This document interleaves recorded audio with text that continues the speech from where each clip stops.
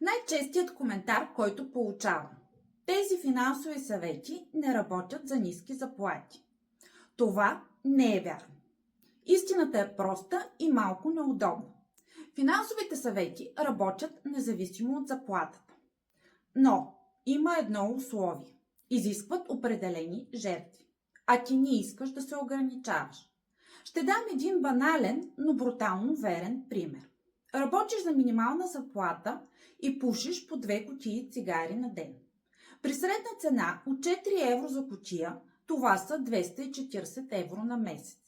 Ти казваш, че нямаш тези пари, но въпреки това ги даваш всеки един месец. Не защото можеш, защото избираш. И не, това не се отнася само за пушачите. Непушачите имат своите малки навици. Скъпа кола, нов телефон, почивки, дребни разходи, които бавно източват бюджета.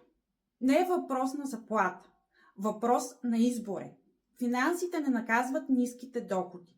Те наказват липсата на честност със себе си. Съгласен ли си? Напиши ми в коментарите.